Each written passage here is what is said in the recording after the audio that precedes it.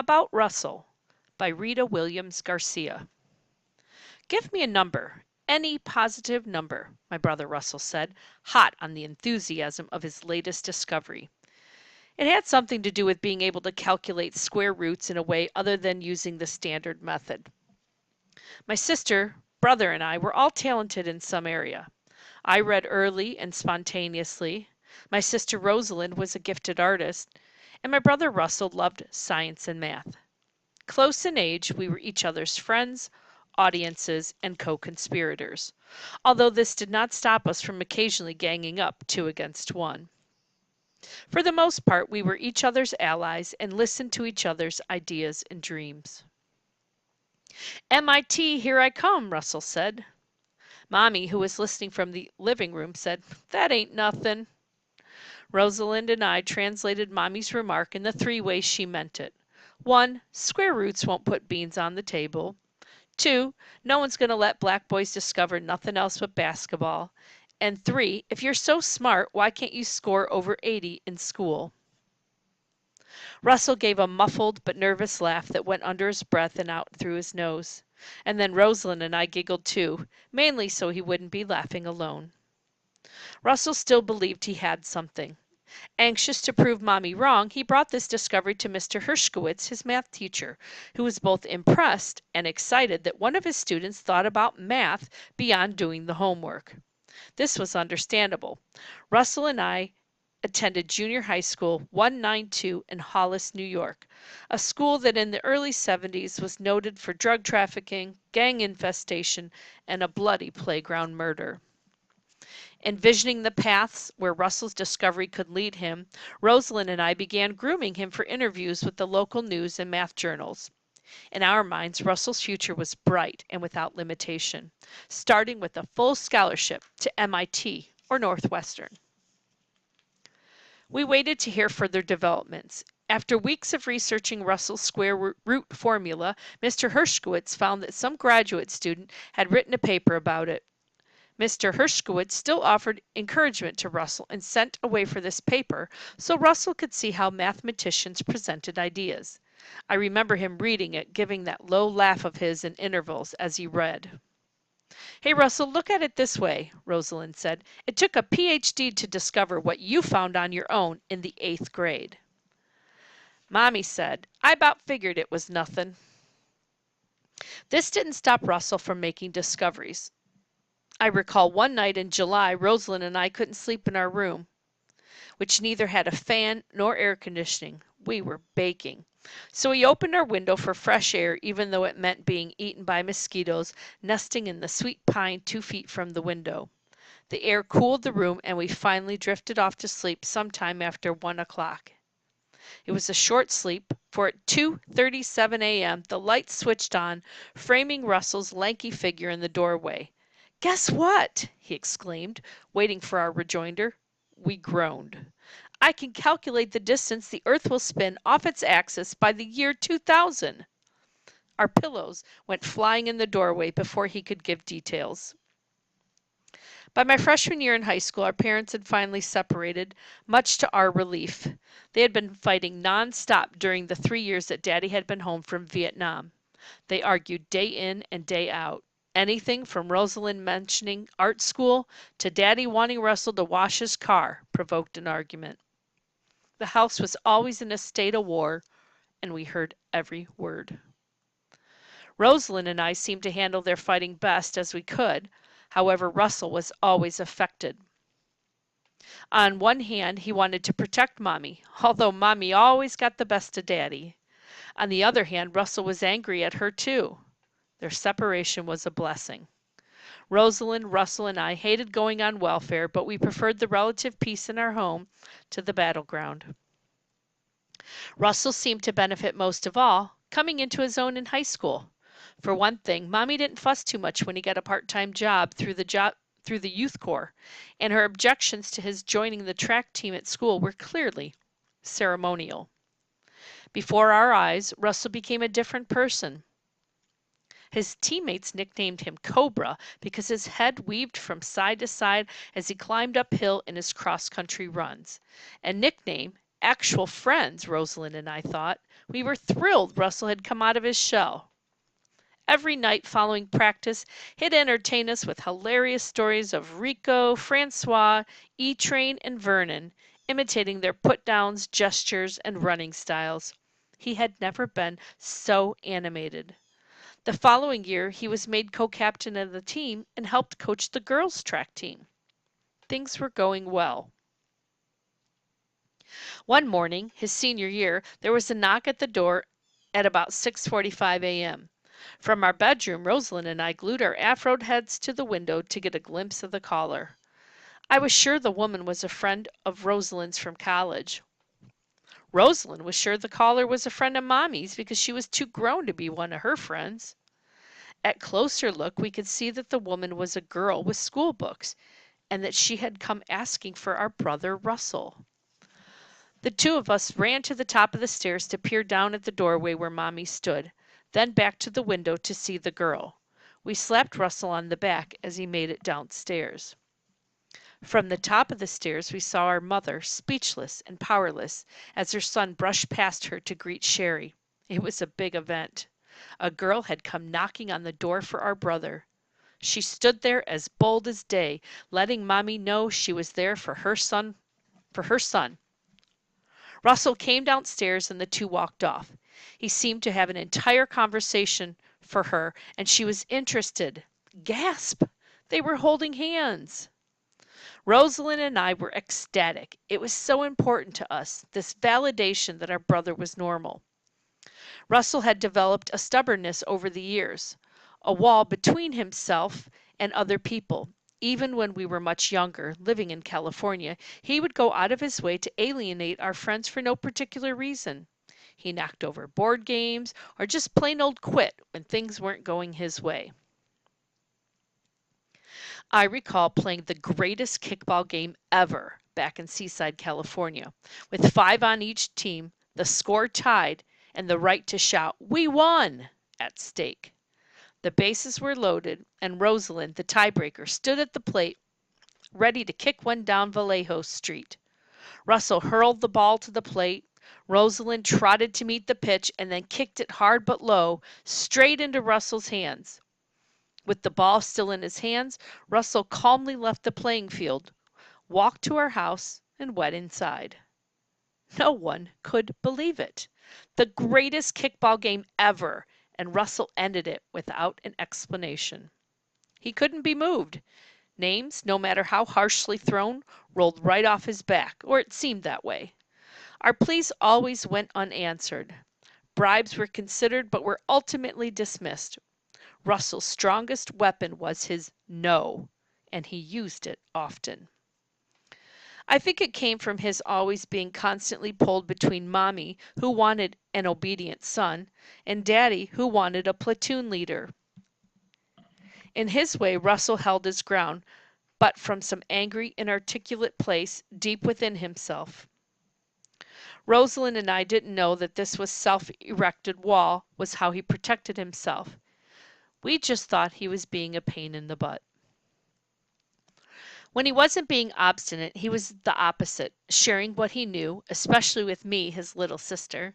In fact, he taught me to play chess. Back when the Bobby Fischer-Boris Spassky matches were being televised, I'm sure he taught me to play only to have a target to punish. I was just so pleased my brother would give me the time of the day. I'd make my sheepish moves, and he'd swoop down and take my pieces as quickly as my hand retracted from them. Sometimes he'd let me go along, advancing my pieces down the board, only to find myself in an irrevocable predicament. These games were always humiliating for me, but Russell enjoyed them. Eventually, I had enough of humiliation and began playing chess with the guys next door. They smoked a lot of reefer and were just learning the game, so I won most of these matches. As I played the guys next door, I developed a sense of rhythm and strategy for the game, and chess became fun. One Saturday evening in August, just before I went away to college, my brother and I sat down to play a game of chess. I don't remember any of the particulars, just that when I said checkmate about 20 minutes after we began, he just grinned, looked down at the board, and said, The way he did when he found a flaw in one of his discoveries. I was amazed. Not so much that I had won, but that he let my pieces stand in victory on the board. Although he had matured since his days of knocking the pieces off the board, I at least expected him to put the chess set away. I was too proud of my victory to linger on my brother's good sportsmanship. Instead, I marveled at my black chessman dominating white territory. I took inventory of his captured pieces, relishing the playback of each seizure. This was more than a game to me. It was a trophy because I had beaten my brother. The pieces stood on the table, even as I left home to go off to college. Strangely enough, the board remained intact when I came home that Thanksgiving, and for winter break as well. When I brought my things home the following summer, I looked at the table and saw that my queen, rook, and bishop still cornered his lone king. In my mind, I explained the chessboard as a shrine maintained by her mother. She needed to remember that she had children who once played games in her home. We were all grown and out of the house, except for Russell. Rosalind had an apartment and went to LaGuardia Community College for accounting. Mommy picked out her major. Russell didn't get into MIT, but we figured he wouldn't since his grades were average. He was, however, accepted into Penn State on a partial track scholarship, but the tuition and room and board were still too expensive. Besides, Mommy didn't want him to attend college out of state. Instead, Russell went to New York Technology at Old Westbury. This was perfect because both our schools were on Long Island. Russell commuted back and forth and would visit me in my dorm at Hofstra. All the while that we were growing up, he always called me Rita or Squirt or Sloppy Joe. Now that I was a woman, he called me Little Sister. Feeling somewhat lost in my new environment, I didn't mind too much. Besides, my big brother helped me paint my dorm room, gave me $20, and brought me a television set from home. Eager to impress him, I told of my chess exploits, how I joined the chess team and never went to the dining hall without my magnetic chess set. He seemed only mildly interested. He then told me about New York Tech and his course load. College math and science were different from everything he had ever read, and he had read many books. I like physics, he said optimistically. He laughed nervously and added, now if I could only pass those exams. At the end of his sophomore year, Russell dropped out of New York Tech, and we never really talked about it. After New York Tech, he found work as a groundsman at Rockdale Village, a large co-op not far from our house. He'd run 5 miles in the morning, then read in the evenings when he came home from work. Again, my brother was changing, but I couldn't really see it. I was 30 miles away wrapped up in school. Rosalind, who wasn't too far from home, noticed changes in Russell's behavior. Things like his yes, no answers. That he ate mostly peanut butter cookies and Argo starch, which is what black people used to eat to lighten their skin. Mommy used to give us starch to eat as children, but we had outgrown the taste for it. For whatever reason, Russell was eating starch again, and his mouth was always white. After a year, Russell was laid off from Rockdale. He found work as a security guard, but these jobs never lasted. By my junior year, I lived on campus all year round. Between sorority life, political activism, boyfriends, and modern dance, I couldn't stop moving. I came home for brief visits, but these visits were too awkward without Rosalind. The house was profoundly still. Mommy stayed in her room. Russell didn't talk, let alone look at me. The chess set was still standing there, pieces and all. Rico, one of his track buddies from high school, told me he used to see Russell walking out toward the airport every morning. He'd call and call after him, Cobra, hey Cobra man, but Russell didn't recognize Rico and would keep on walking. Mommy wasn't even approachable on the subject of her son, and Daddy would say what that boy needs is a woman. I once made the suggestion that Russell be diagnosed for mental illness, and got what I expected.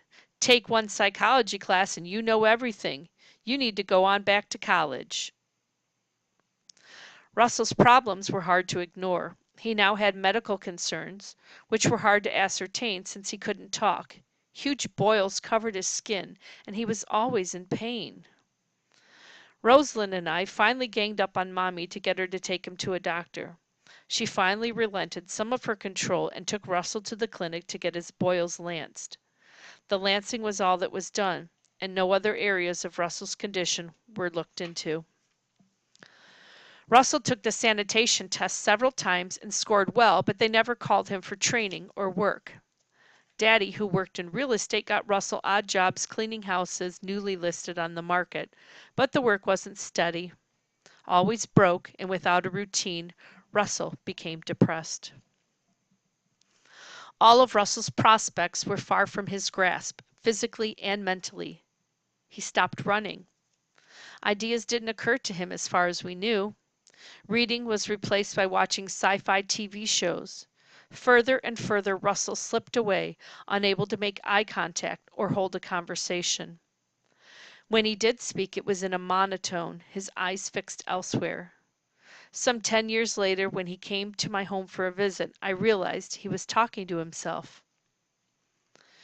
Unemployable by most standards, he took to collecting soda bottles and redeeming them for a nickel apiece. At first, Rosalind and I were embarrassed. Our brother was going through people's garbage cans. But Rosalind put things in perspective. He never asked us for anything, nor did he go about begging other people for money. He just did whatever he could, quietly, on his own. When I see others making strides in science and technology, I tell myself Russell could have thought of that. I have a hard time accepting that Russell was a long time ago. When I talk about my brother, my well-meaning friends say, "You have got to do something. Get him a job. Get him some psychiatric help." They don't understand. In spite of his illness, he has always maintained his no. A grown man, Russell simply will not do what he doesn't want to do. Looking back, I wish I could say there were telltale signs that Russell would suffer from mental illness, but there were no incidents or episodes to point to throughout our childhood. Symptoms of his illness, his social withdrawal, and talking to himself came on gradually in his adulthood and were difficult for us to identify. Openly discussing Russell's illness and seeking help and information would be ideal, but it is not likely to happen within my family. Perhaps it is a function of our African American working poor background, but we're simply not talkers. My sister and I talk more about Russell's poor diet and taking steps to encourage him to eat better than about his mental health. I'm the only family member who uses the term mental illness regarding Russell. Through all of my struggling to come to terms with my brother's condition, my family simply accepts him as is. Part of this is woven into our background. If we complained about indiscernible ailments as children, Mommy would say, "Don't go looking for trouble because it will find you." I still miss my brother. I was out one day with my daughters shopping for groceries. It wasn't any day. It was my 40th birthday. We turned the corner to walk down our block when Stephanie, my youngest daughter, said, "There's Uncle Russell." He was at the garbage dump of a nearby apartment building rummaging for bottles. He looked up in time as we crossed toward him and said, "Happy birthday, little sister." I smiled and said, "Hey, Russell."